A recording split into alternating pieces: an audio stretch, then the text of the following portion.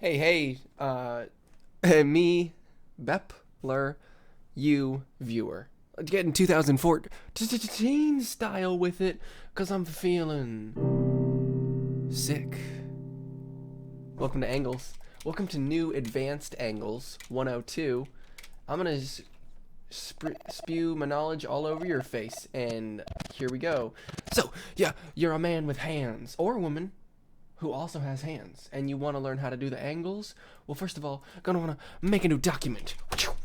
Okay, so you have probably thought, oh, I would love to make shots that have more than just the side scroller standing still angle.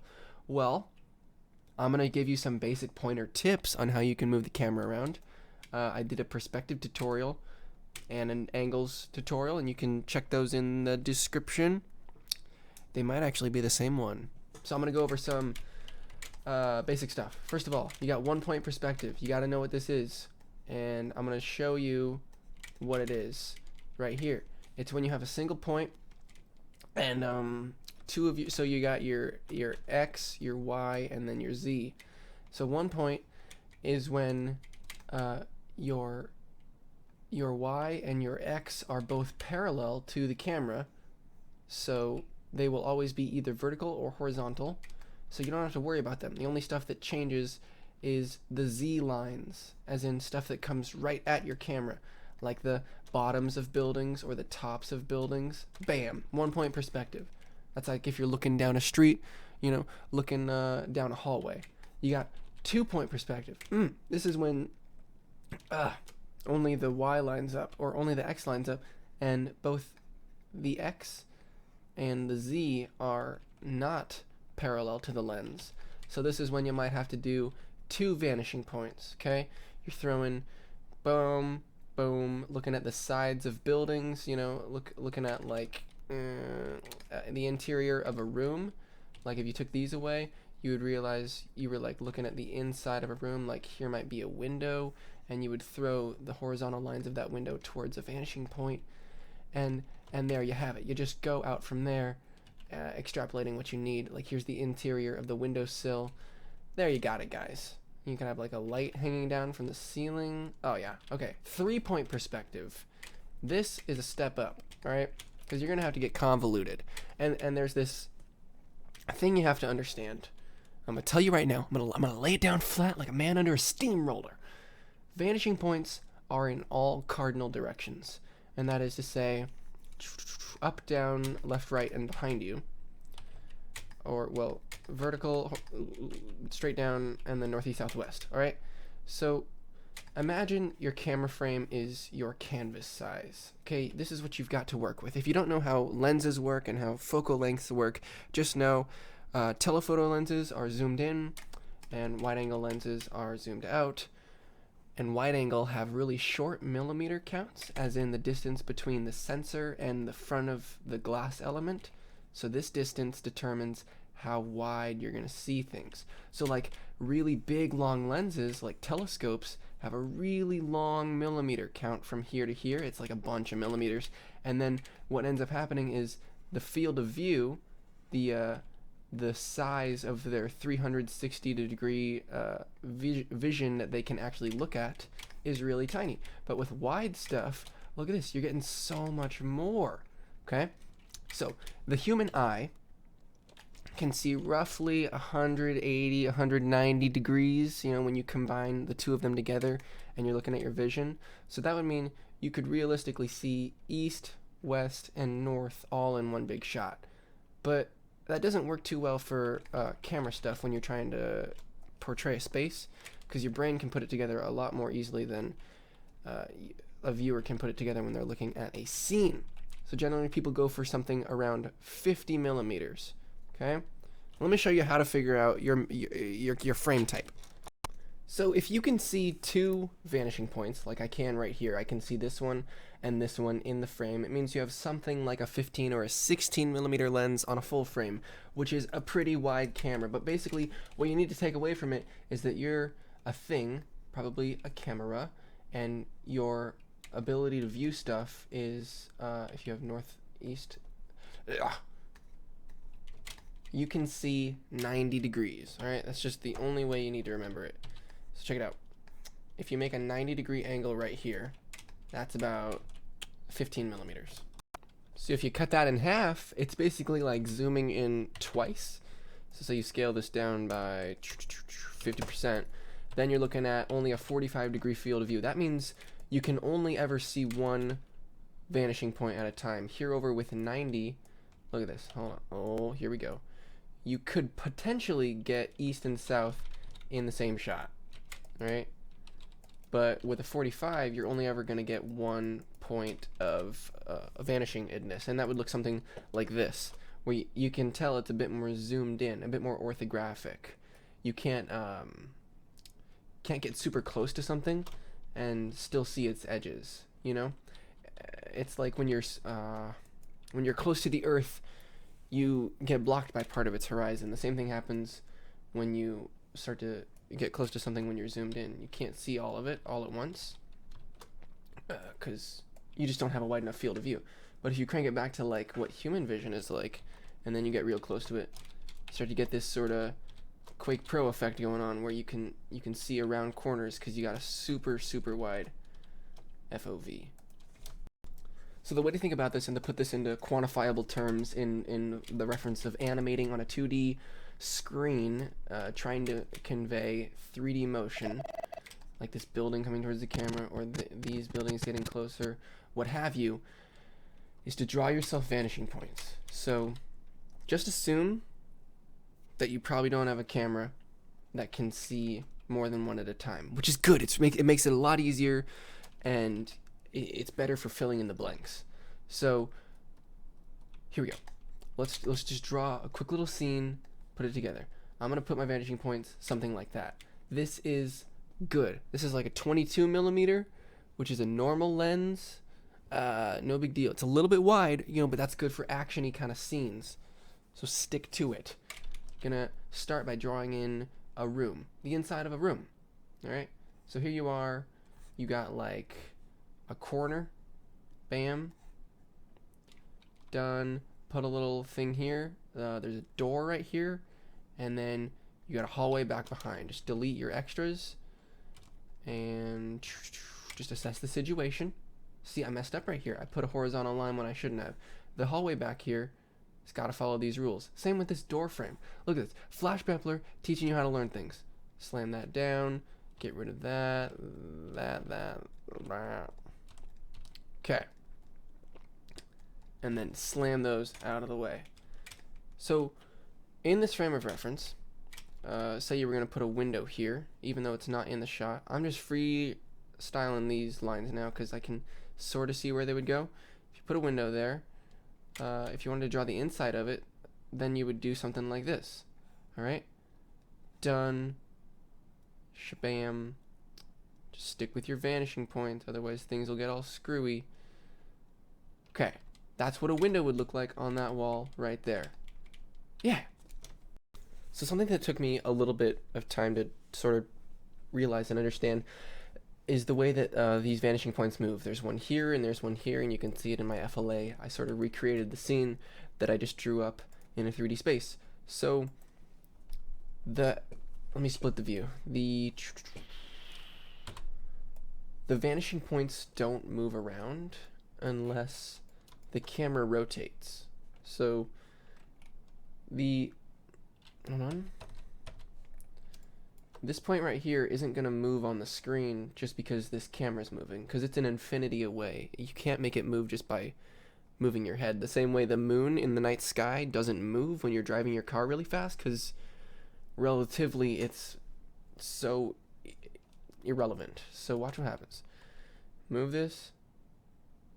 Vanishing point is fine. Turn the camera just a little bit. Or not turn it, just move the viewpoint. See that? It's in the exact same spot on the screen. You could put your finger on it and look. The only reason the vanishing points will ever move is if the camera becomes rotated. So like this.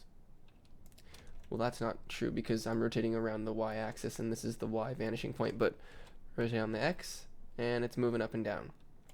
This point back here.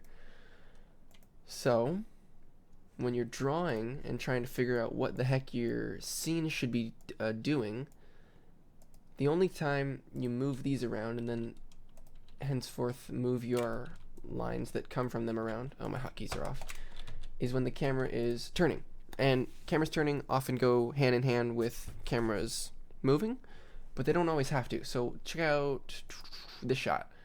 Vanishing point stays in one spot, but the camera's gonna move. Here we go. See that action? You got the ground here. This is a 1-point perspective shot where, actually I think it's 2 a little bit. Yeah, okay, so this is 2 because I put one out here on this top of the screen, but don't focus on that. Focus on the fact that the camera is moving, and you can tell that it is, except nothing out in the distance is changing position. It's just sort of scaling. There's one example. But then other times you might want to have the camera moving and the camera turning at the same time. Some here. So what this is Q, that's this guy's name, standing at the edge of something. You probably know what I'm about to draw. Here's body, legs, whatever. So the camera was here, and then as it progressed, it did this, and then it ended up doing that. See that?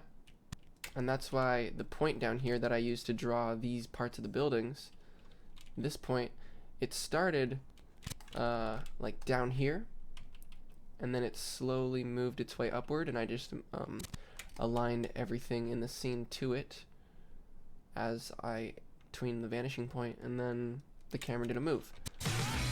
Pretty simple. Other times you can get away with just using tweens. You know, just start your scene off by drawing it true and with a point, and then, you know, just tween everything ever so slightly, and you give a sense of depth. You sneak in a little perspective to a shot that wouldn't have had some otherwise. Even on the wall here, it's important to make sure the features and everything move along with it. What do we got in this next camera move? Okay, so not this one. This is the same thing, just a basic tween with some camera shake, but check this out. So, vanishing point back here. You got kind of some 1-point perspective going on because the X's and the Y's are completely parallel and perpendicular. And then something's gonna happen. So the camera is kind of tracking and moving, and the Z starts to change directions. That's these lines right here. So that means what's happening when the Z is turning?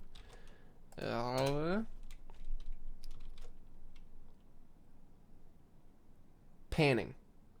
You're panning left and right. Okay? So see how, watch these lines. I'm focusing on this and this. So here they're all pointed towards this end of the screen, and then as you pan left, they start to point towards this end, and they go parallel in the middle. Oh boy, that's a big whole thing. Oh boy, the point of complete crossover from vanishing point to vanishing point, but I'll touch on that in a second. And then as the shot ends, you see them pointing towards something like this, and honestly, the camera doesn't do much in the way of showing these corners pointing towards a point out here. So this was just 2 cleanly merged 1-point perspective shots. Really easy, but it gives it a nice cool effect. Looks like the camera did something crazy, but it was super easy. Okay, so time to talk about this. There. So the transition from east to west, or north to south, or straight up to straight down has a line do a few things. I can't really show you on that. I don't think I can show you here. I had a building one that I've since lost. Oh, I think because it was a CC thing. Okay, check this out. Right there. Oh man. So hold on, I gotta think about this. So just imagine this not as a 3D program, but just as something you might draw. There's a very certain point, and I'm gonna show it to you. So right here, there's obvious vanishing going on. And then as you pan more towards being perpendicular to two lines that are vanishing in the distance, watch right here on the screen. When you are perpendicular to them, they become parallel, which is as if you were looking straight at a wall. The two lines run side by side, and then as you look away, they start to merge towards a point again. And you have to bear this in mind if you're ever trying to hand draw a moving camera. There's a right there. So it's flat right here. It's horizontal. And it doesn't change much until the camera starts to turn towards the back wall, which here, if you try to draw it out of the frame, you couldn't, because the roof would go out to infinity. You wouldn't. That's why stereographic panorama shots have to be bendy, because if they weren't bendy, you couldn't ever get to the end of the wall here. It wouldn't make sense. So there's this transition from being horizontal to becoming perspectively drawn, where they're no longer parallel. I mean, these two lines are parallel in reality, but through this camera's eye, now they start to point towards right here as he's running. And then as it turns away from the vanishing point again, you see this line stop going in a V and more towards this right here. And you can tell now it's starting to point towards a whole new point entirely, which is way over here, which means the camera has done a full rotation and it's pointing the other way now. And your brain puts this together when you watch it. You pick up on these cues just because you live in a three-dimensional world and it's not hard to understand. But drawing it is a bit tricky. And then the same thing happens. It goes back to horizontal as the camera keeps turning, and then again they point. So every line is just doing a dance around vanishing points. And then here, this one's really, really easy. These were actually just tweened and then broken up into keyframes. And I used the origin for that tween, something like this, and just scaled them up all from way out here. And you can get away with not having perfect points so long as you get these main concepts down first. See, look, they're totally not even aligned. But your brain will put it together. Yeah. Okay, Bepler, that's good and all, but how do I actually go about doing it? Okay. Ease up. Take a deep breath. I'm going to include this for download in the description. This is an FLA with this VCam in it. It's not a VCam. I said that wrong. It's a guide. What it is this thing that has all the cardinal directions on it properly spaced. So you can imagine this as east, west, you know, the rest of them. And then up and down, you have those.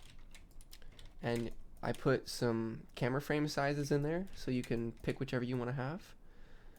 And then what you can do is just imagine a scene. I'm going to do this doorway, but you don't have to do this. This is just for example's sake. Follow along if you like. You're going to imagine a scene where the camera does something. In this case, it is going to be orbiting around a corner of two doors.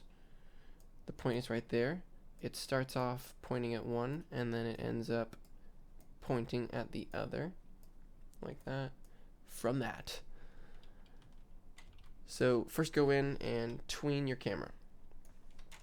And that is just move it from one spot to another. So make sure that your vanishing point is in the middle to start with if you're doing this example, because that is going to be the end of the hallway of the first door. And then you're moving it to the left. So frame 20, make a keyframe, move it over, and tween that thing, slam, done deal. I like to turn them into frames because of habit. And then I would say slow down your FPS just for practicing's sake. So you got this to work with. Oh, I should have put some easing on it. Easing is always so much better.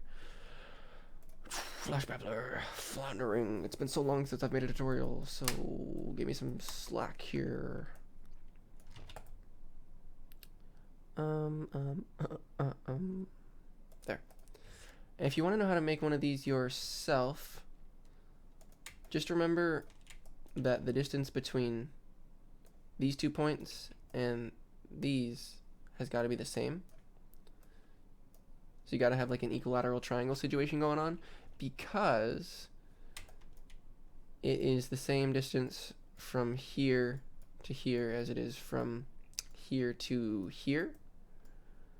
However, if you're having a shot where you're panning like straight up like this, you're going to want to go into your direction thing and shift all of these upper points and lower points over to be directly above the stuff, and then you would just make squares.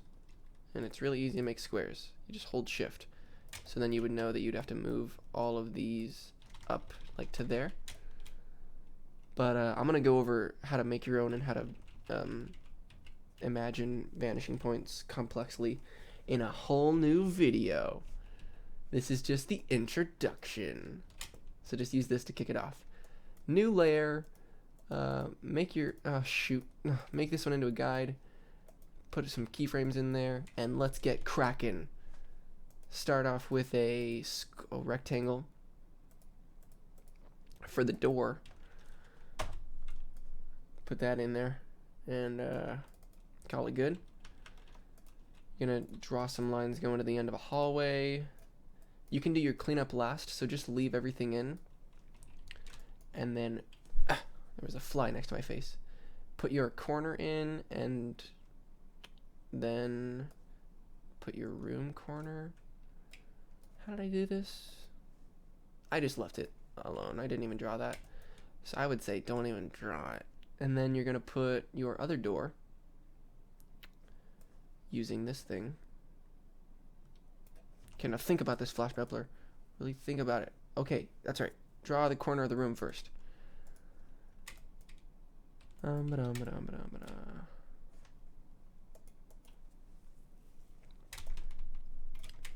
this is like 2-point perspective. Just give me a sec to think about it. Okay, I was getting tripped up.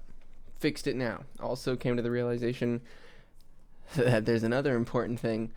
Your vanishing points move opposite the way your camera is actually turning. So if I'm trying to get my camera to turn left like I am, I wouldn't animate this going left. I would animate it going right. So there's your FlashBepler mess up. Hot and heavy. Gonna take these and reverse the frames.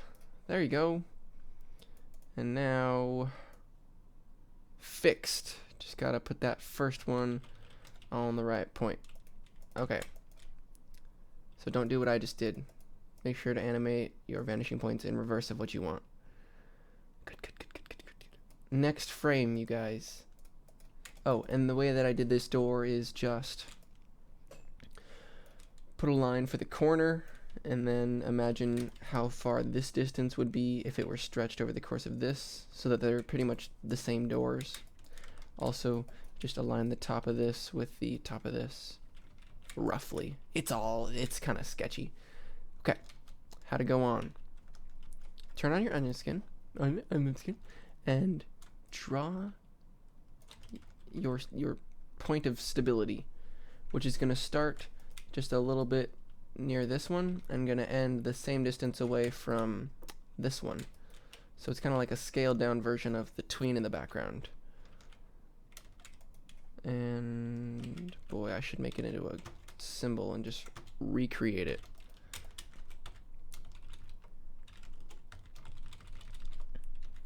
Now I'm just doing this off the top of my head here, so I mean, this might end up being slightly off. But I have practiced. I am the FlashBepler. You know, I don't mess up too often. Oh, where is it? Okay. I know it moves the fastest in the middle. And then it should be slowing somewhat down. FlashBepler, what are you doing right now? Shh, shh, shh. It's gonna be okay. It's gonna be just fine.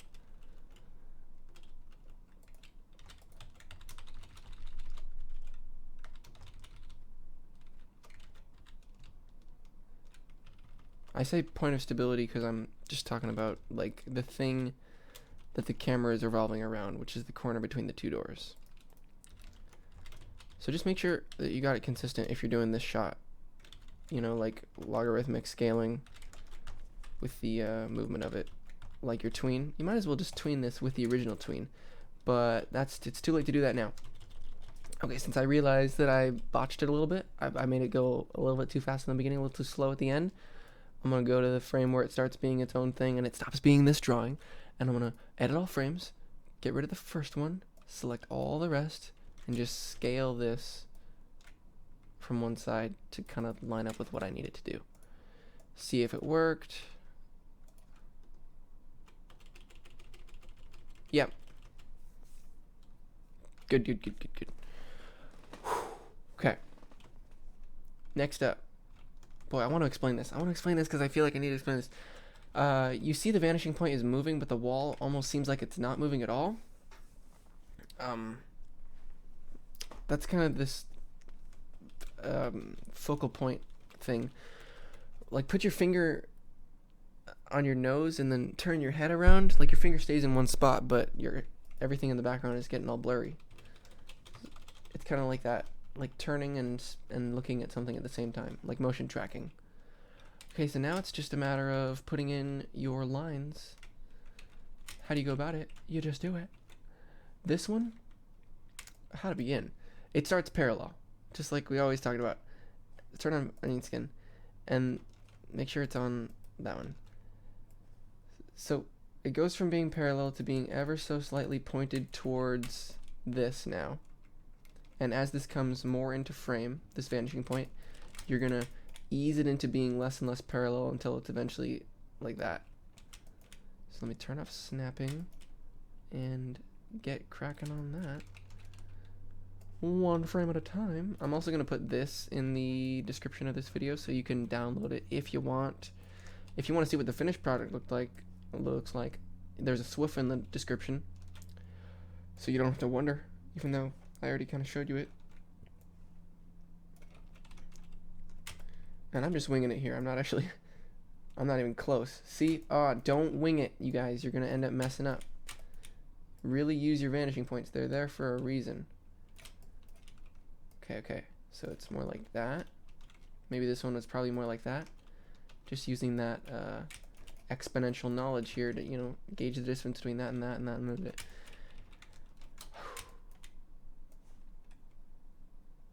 Well, now there's a conundrum, Andrew. You were wrong? No, I just misdrew it. I was taking some liberties that maybe I should have taken back here. Just go with the flow, guys.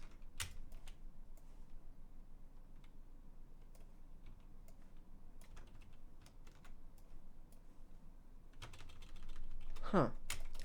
No, there's something seriously wrong. Okay, I'm just gonna use the thing the whole time. So here, it should already be here. Okay, it's starting to make sense now. Put it there. Put it there.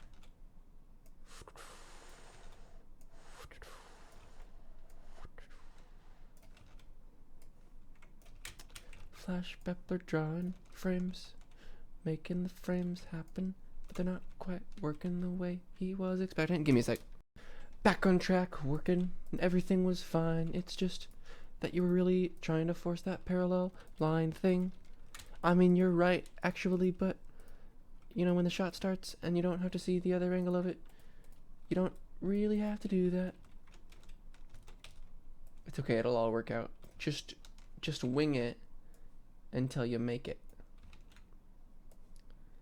coming to a nice little conclusion here on this corner, and we're done. So go in and erase these little buggeries.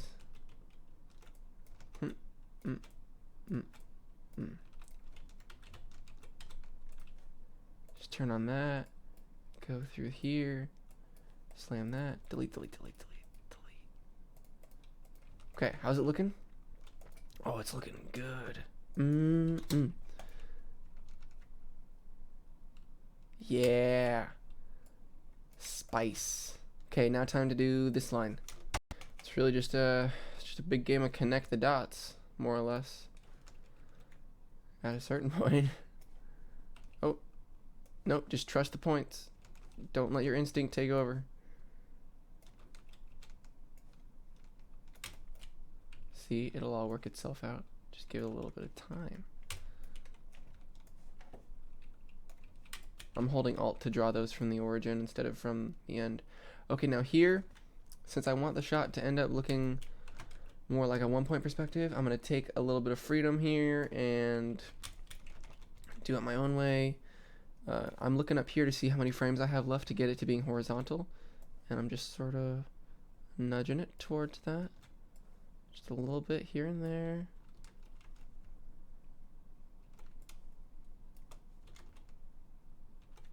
And just about good now. Done. Yeah. So let me go in and delete all these. Time to do that doorway. Pretty much follow the same principles as the ground, except in reverse. So instead of doing that, you're just going up with it on the top here, and anytime that this stretches out like that, you're gonna have to make this line taller. Let me do a few frames and make sure that the distance between that one and that one stay the same.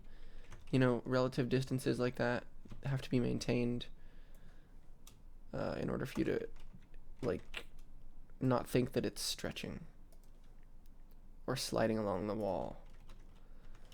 So I'm just sort of giving this a slight angle right now. Ultimately it'll be lining up with that, but in the beginning it starts parallel and then it merges. Let me get a few frames deeper. So just like checking the distance between here and here. Alright, extend that distance over with this piece, make it the same height as it was here. So I'm cutting it off like that.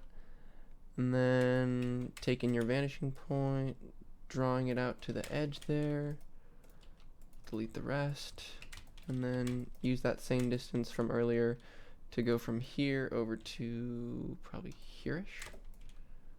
And then just match it up, get rid of the top bit. Yep, next frame. Keep plugging along, guys.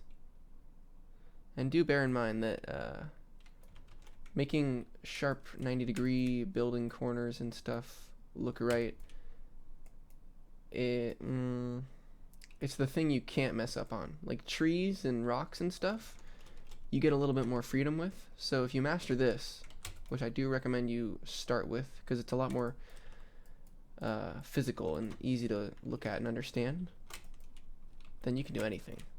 You know, you can do a crazy like mountain spinning shot over the hills, get some of that Gilded Guy style going on, some rhythm and rockets kind of shots.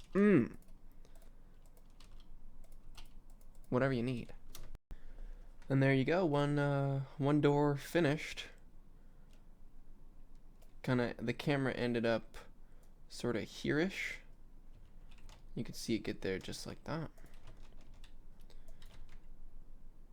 Okay, time to do this one. Or should I do these points first? Let's do the inside of that. Okay, real easy. You just do this. Might even want to turn snapping on for this. And then you keep going and you finish it. So then as you get near this point where you're drawing them and like like right here, I would draw it like this, but this line wouldn't then be parallel with this one because earlier I started to merge it towards being horizontal eventually. So just sort of eyeball it and kind of line it up like it looks like it's in line with that one. You know, just never have clashing perspectives in your scene. If you're going to do something different, do it different everywhere.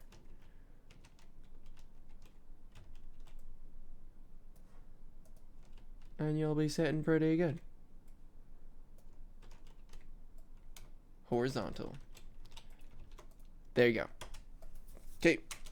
Maybe high time to think about putting in a little door at the end of this hallway. Just to copy those 4 walls and then make it into a group. And copy that group. Just go in there and move it accordingly.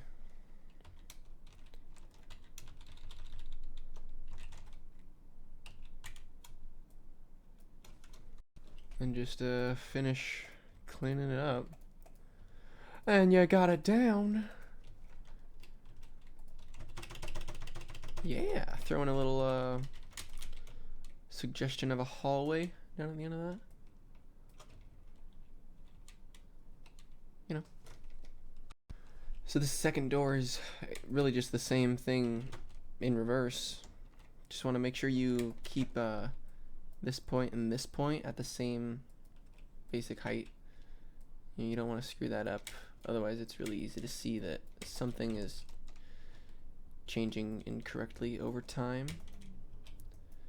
So you're just keeping your spacing similar, just like there, just move it just a bit, and then using this as your drawing point.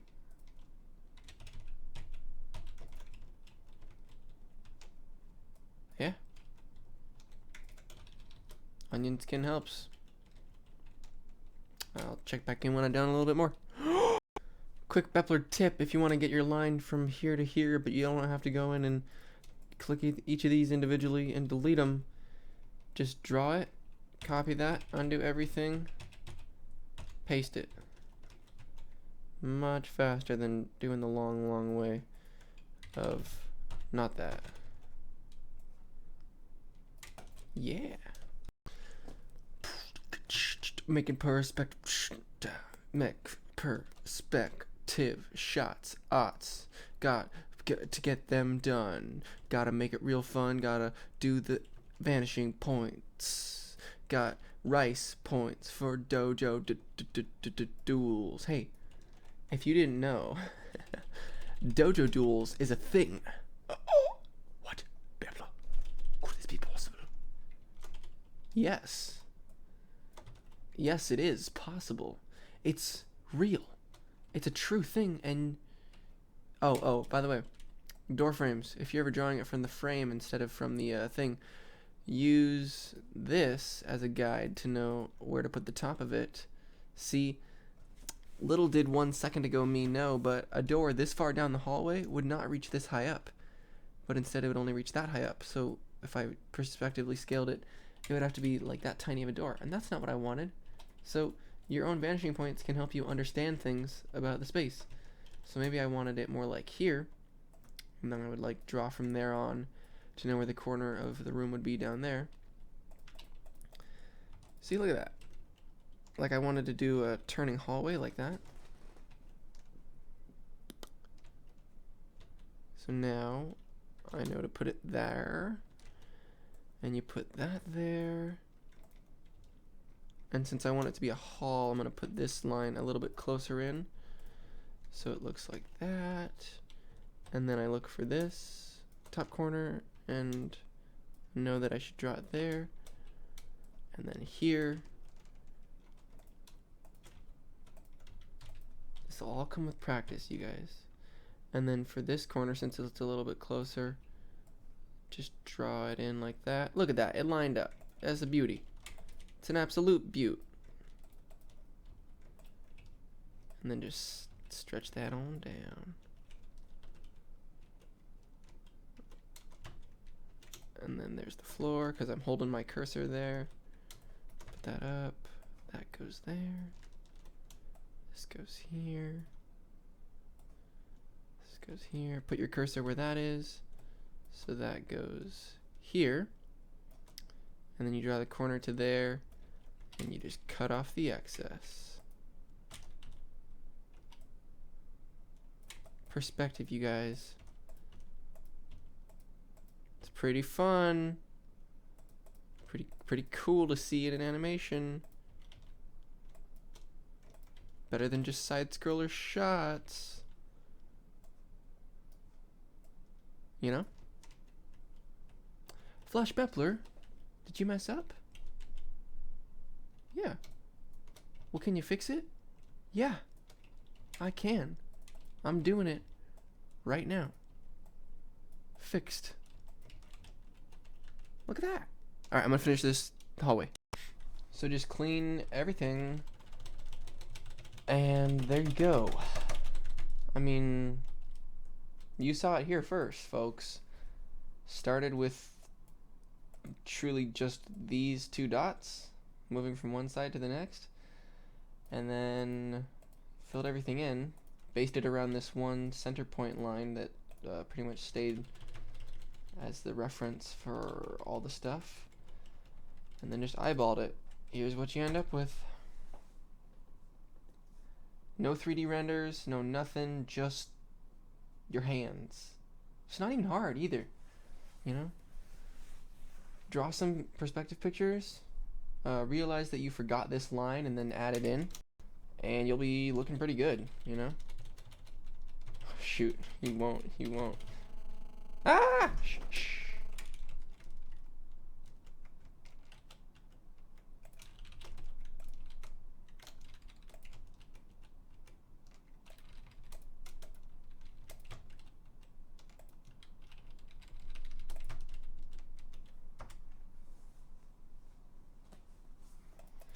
Oh man, it just suddenly drops down.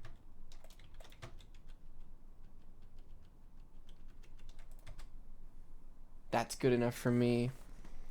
So if you have any questions, hit me up. You'd leave a comment. Gonna be making some more perspective videos soon. Hopefully that will make more things more clear for you and your face. Download this FLA if you want. Download the template for the perspective-y thing. Thanks for watching FlashBepler. Flubbity flub. Have a nice day.